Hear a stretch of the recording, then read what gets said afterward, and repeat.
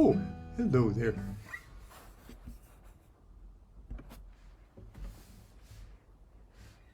Now I'm going to do a little something about. I'm going to read something today, so don't be afraid.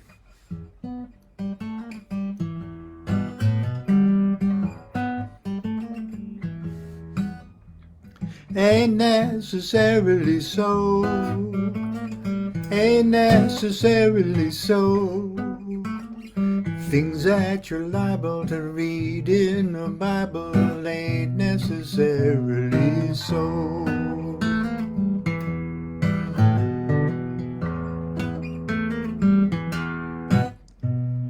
Eve caused old Adam to fall. Eve caused old Adam to fall. Reason we all grieve, we blame it all on Eve. Oh, Eve caused old Adam to fall. But it ain't necessarily so. Ain't necessarily so. Things that you're liable to read in the Bible ain't necessarily so. God destroyed Sodom for sin, for sticking things in the wrong end. Man laid with man and woman laid with woman. Oh, God destroyed Sodom for sin. But it ain't necessarily so. Ain't necessarily so.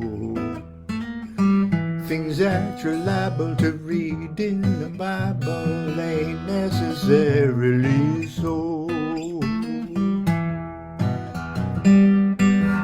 Oh, it's been a while. They crucified Jesus, he died. Crucified Jesus, he died. For 3 days they stored him, but on Sunday morning they tell us he walked out alive. But it ain't necessarily so. Ain't necessarily so. Things that you're liable to read in the Bible ain't necessarily so.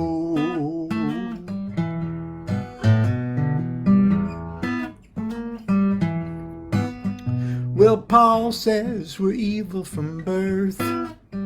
Every man, woman, child upon earth deserves condemnation in hell's conflagration. Well, Paul says we're evil from birth.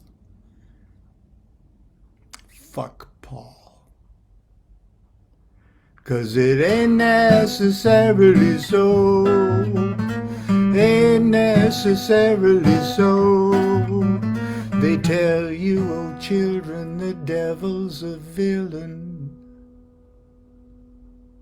But it ain't necessarily so.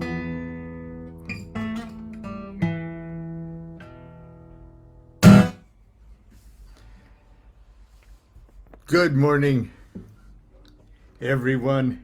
If anyone is still here,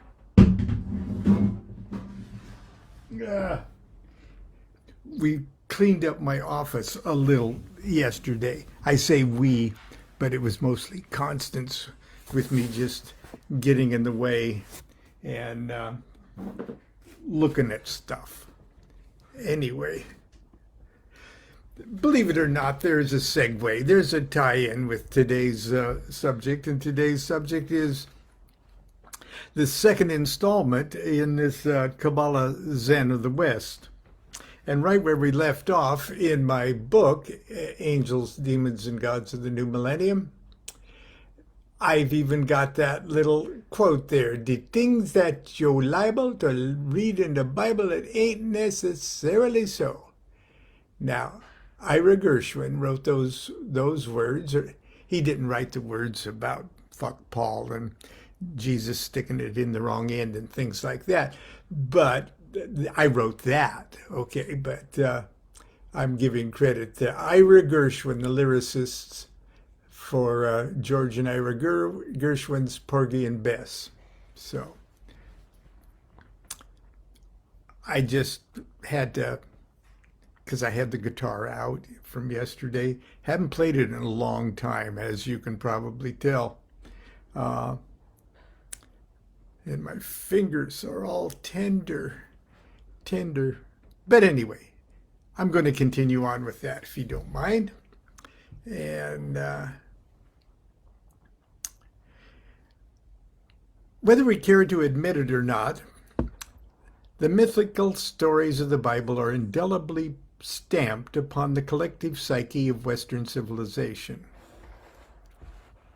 They provide the foundation of our laws, our morals, and the archetypes of our spiritual aspirations.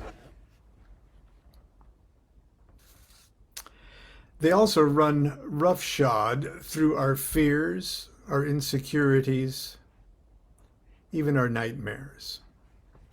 I'm going to pull this here a little bit. There.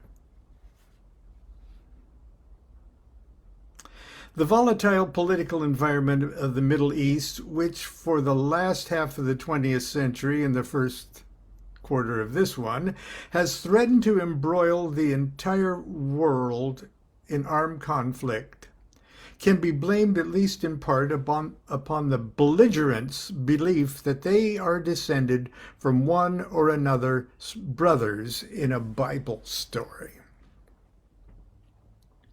In Sunday school, I was told that the books of the Bible were authored by God Himself through the mediumship of anonymous men whom He singled out and possessed to channel His words for later publication.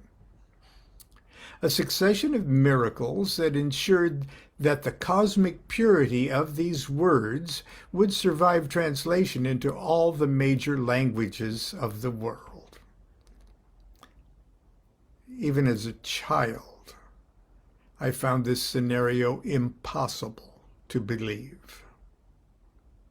I figured the Bible stories were like those sweet lies grown-ups tell children, like Santa Claus. I was sure sooner or later my elders would tell me the truth about God and the Bible and reveal a greater and more mature reality behind the make-believe. As I grew older, it became painfully obvious that these people were oblivious to any greater truth, and that some of them actually believed this nonsense.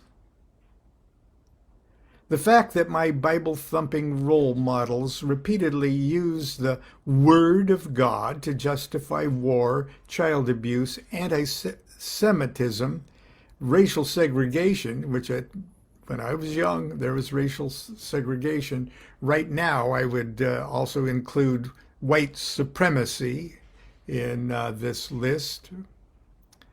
But I digress.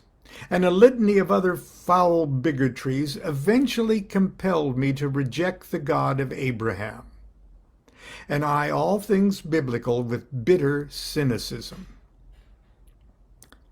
I saw what Bible abuse can do to people,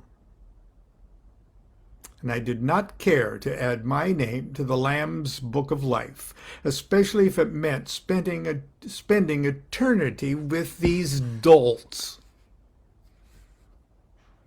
Understandably, it was with a great deal of skepticism that I approached the study of the Kabbalah,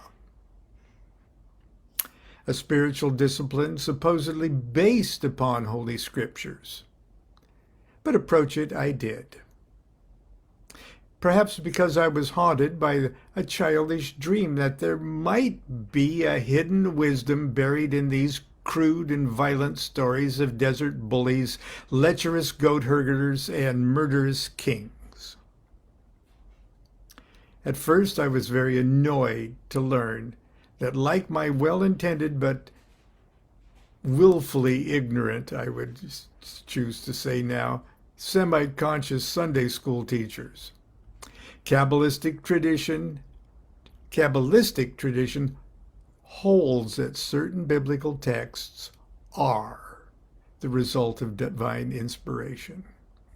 and that every word, every letter was constructed and positioned by illuminated sages or by God himself in an attempt to communicate ineffable secrets to future spiritual investigators. However, as I delve deeper into the primitive text, Kabbalistic text I'm talking about, I discovered what appeared to be elements of Egyptian, Persian, Vedic, Neoplatonic, and even Gnostic cosmology, expressed as though they were scholarly elucidations of Bible verses. These commentaries espouse radical spiritual doctrines that could hardly be interpreted as Orthodox Judaism. Heresy's always been a serious matter for pious Jews, but still there it was, right in front of me, a quasi-monotheistic rendition of the greatest mystical hits of the pagan world. Apparently, as long as the Holy Scriptures were used as a springboard for discussion, the founding fathers of Hebrew mysticism were free to soar to wondrous and technically heretical heights. When members of the Yoruba tribe of West Africa were brought as slaves to the New World, they continued to worship the great pantheon of spiritual beings of their homeland. However, for their own safety, they disguised their orishas as saints and divine personages of Roman Catholicism. The result is visible today as Brazilian candomblé and other popular sects. Likewise, during the years and doctrines that the disciplines of the Kabbalah were forming, the Jews were also slaves, held captive in the city-states positioned at the crossroads of the world commerce and ideas. Instead of veiling their religion in the images of their captors, the Yorubas would do Yorubas would do centuries later. They embraced many of the new ideas and concepts of their masters and then masked them in the terminology and images of traditional Judaism. Kabbalistic thought is profoundly different than that of rabbinical Judaism. Most strikingly is the doctrine that the God of exoteric Bible stories, that possessive and vengeful poster child for abusive fathers, isn't really the supreme being after all. That honor goes to an inscrutable, pre-existent negative totality called Ein Sof, a great zero out of which emanates the one and subsequently the many. This concept parallels the creation scenario of Vedic and Buddhist cosmology, not to mention the Big Bang of modern physics. Although there are some who would disagree with me, I believe that the Kabbalah's relation to the Bible and Judaism is essentially no more sectarian than the riddles of a Zen master's koan. It is completely irrelevant whether or not one believes there is any intrinsic holiness in the Holy Scriptures. Truth is truth. And if truth is universal enough to deserve its capital T, then it can be found everywhere and in everything. If I believe that a student of Zen can gain enlightenment by meditating upon the essence of horse manure until the Buddha nature reveals itself therein, then I will have to concede that a student of Kabbalah can reach illumination by dissecting and analyzing words and phrases of the Bible. Both achieve the same ends, but by radically different techniques. The Eastern mystic seals the body stills the body and mind, systematically stripping away the illusionary veils of sensations, desires, and ego until something snaps. The mind is transcended, profound emptiness is achieved, and suddenly the distinction between the perceiver and the perceived disappears.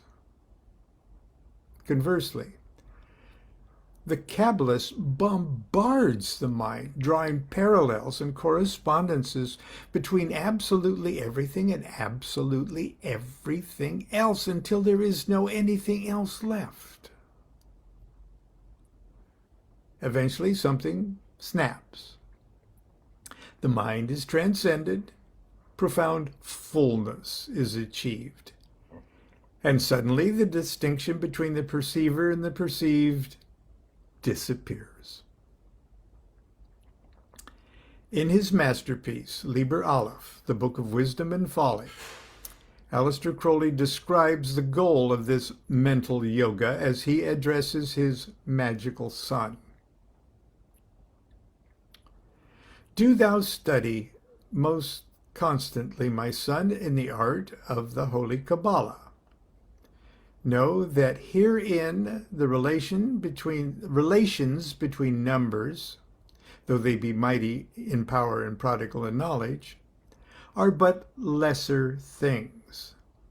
For the work is to reduce all other conceptions to these of number, because thus thou wilt lay bare the very structure of thy mind, whose rule is necessity rather than prejudice.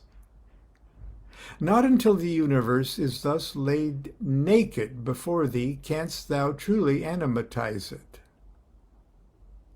The tendencies of thy mind lie deeper far than any thought, for they are the conditions and the laws of thought, and it is these that thou must bring to naught.